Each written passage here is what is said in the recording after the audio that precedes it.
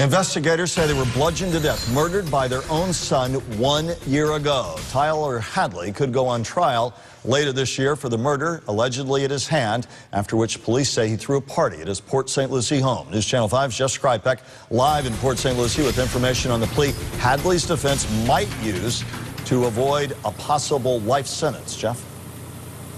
Well, Michael, it was here inside this Port St. Lucie home that investigators say Tyler Hadley allegedly murdered both of his parents with a hammer. Tonight, as information continues to unravel in this case, a letter reveals from Tyler Hadley the defense strategy that his team might use: insanity. Led out of a squad car, wrist cuff, Tyler Hadley, just hours after investigators say his best friend, Michael Mandel, tipped off investigators that Hadley had admitted to him that he had killed his parents. After he told me, I didn't believe him because he's been my best friend forever. I would never suspect anything like this. And I was looking around. He told me if I look at enough, I can see signs. I looked on the floor, I could see signs of blood.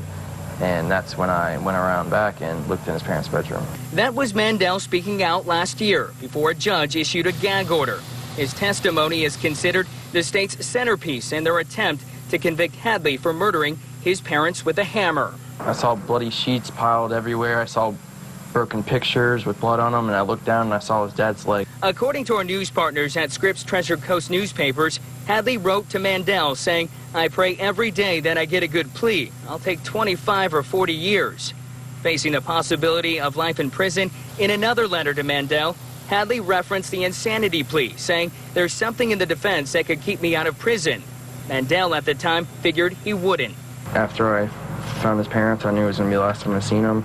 This is that look on his face. You could see the horror in his face. That's not normal, Tyler. Police interviews with other family members indicate Hadley was troubled and angry on a prior family vacation and allegedly discovered Tyler purging. Evidence Hadley's attorneys could use if they decide to plead insanity. Now, the holdup in Hadley's trial is that investigators on both sides are still trying to gather information. The night of that alleged party, there were at least 60 people here that police had to interview and log. And there's also those mental issues that Hadley's attorneys are trying to work through. Reporting live in Port St. Lucie, Jeff Skripek, WPTV News Channel 5.